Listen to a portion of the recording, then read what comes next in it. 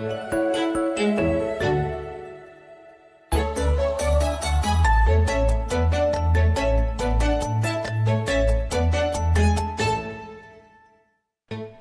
to our live interview with the writers from the Denton Record-Chronicle, powered in part by Classic of Denton. Hey everybody, we are live with Brett Vito of the Denton Record-Chronicle, getting an update on all things Denton sports. What's going on, Brett?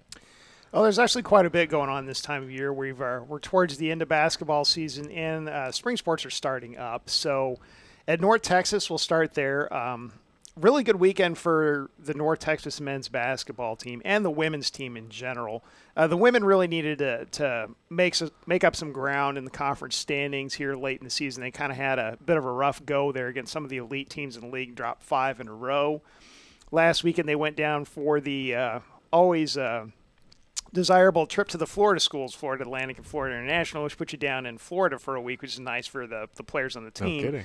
But they did go down there and they picked up 2 wins down there, which was really important for their season.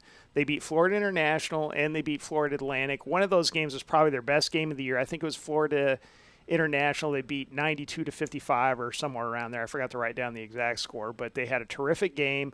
Terriel Bradley, probably their best player. She hit a school record 9 3-pointers in that game on her way to scoring, I think it was 32. So that was one of her best games of the season. She's having a terrific year, and it was also a really good sign for them that they managed to sweep the series on a night that Lauren Holmes, their really good freshman guard, kind of came out a little bit of a late season slump there. She had 18 and 9 in that game, so played really well. That really improved their chances to get to the conference tournament. There's only 2 teams in the league that don't make it. North Texas improved. The women improved to 4 and 7 in league play, which really improves their chances to get there. And it also really improved their chances to finish over 500 for the first time since the 05-06 season, because they're sitting at 13 and 10 overall now. So really good weekend for the women. The men also had a really successful weekend, even though they only went 1-1. They're in a really tough stretch of their schedule where they're playing 4 teams in a row that are all towards the top of the conference standings. I think they were all in the top 5. So they went on the road last week. They played at UAB, which is a traditional league power. They got out to a 12-0 start in that game against a pretty good offensive team. Managed to keep the ball out of the paint. They ended up hanging on to that 12-point lead, took it all the way to the wire, and won at UAB for the first time in program history. Now, granted, they haven't played UAB a ton in the history of the program, but that was a very good win for North Texas. They went on at the end of that road trip to go play Middle Tennessee, which the last time I looked at the RPI, and the RPI moves day to day, but they were sitting at about 32 in the RPI. They were 18 and 5 going into that game. Middle Tennessee was. North Texas took it down to the wire. Unfortunately, they weren't able to pull it out, but they did take Middle Tennessee to the wire in a game at the Murphy Center, which has been just a house of horrors for North Texas. They have hardly ever won at the Murphy Center. So that was a pretty good weekend for them. As far as basketball goes, it'll be a really good opportunity for anybody that's big into college basketball this week. Thursday, North Texas will have a very rare doubleheader.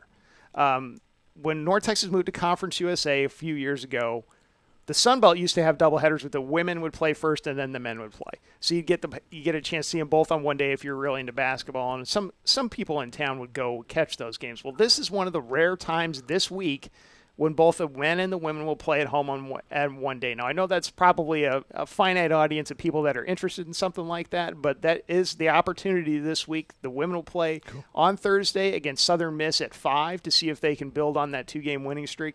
And the men will play Western Kentucky at 8. And then Western Kentucky is another elite team in the league. They're not quite as good as Middle Tennessee, I think. I think Middle's the best team with Giddy Potts and Nick King, who transferred in from Alabama. But Western Kentucky's right up there, one of the best teams in the league, and they will play at 8. So you get a 5 p.m., 8 p.m. doubleheader. We're starting up into some spring sports here at North Texas a little bit. Another opportunity to see a pretty good North Texas team this week. Florida International is coming to town to play the North Texas women's tennis team at 2 p.m. on Friday. The UNT women are traditionally one of North Texas's better Olympic sports teams. They've been to the NCAA tournament multiple times during Sujay Lama's tenure there. She's got a really good program. And interesting, Tamuna, I would butcher her last name if I attempted it. She's a foreign girl. I would just know I know how to spell it. There you go. I don't know how to pronounce it. I just call her Tamuna. But anyway, she's 5-0 in the season. They played a couple of real tough matches against some Power 5 teams the last weekend up in Kansas. I think it was Kansas State and West Virginia. I may be wrong about that. But they lost a couple of matches up there in Kansas this last week. But Tamuna has played really, really well. She's 5-0. And they are playing at 2 on Friday. So this would be an opportunity to maybe go out and see one of North Texas's best Olympic sports teams. On the high school front, we're also getting down to the time of year where basketball season starts getting towards the playoffs.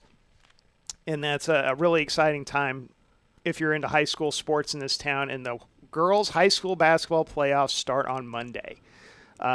We have, I believe, 9 girls' high school basketball teams in the playoffs, and I think we're going to have 9 boys' teams as well. So there'll be a multitude of teams around here from in Denton. There's a couple of Denton City schools that will be in the playoffs. There's a bunch of area schools that are in the playoffs. It all starts on Monday, and one of the teams that's playing on Monday is the Argyle girls. Now, granted, they graduated a big chunk of their team last year, including one of the best players in the state, who ended up going to a small school, and kind of a surprising deal. But she was one of the elite players in the state. But Argyle has won the last 3 Class 4A state titles. So they're going to begin their run at 4 on Monday, when we also have a bunch of the other high school teams in the area, as far as girls teams go, begin their playoff run. So that's just kind of a look at what's going on around town. There's a lot else going on with, you get some other spring sports on the high school and the college level started up. The UNT softball team started their season this last week. But there's a lot going on this time, but those are the big highlights with the North Texas doubleheader this week, some UNT tennis at home, and then the basketball playoffs starting high school girls. Very, very cool. Man, it is a sports-filled time here in Denton. Got to love it. Well, awesome. Well, Brett, thanks very much for coming by. As always, we always appreciate you guys tuning in.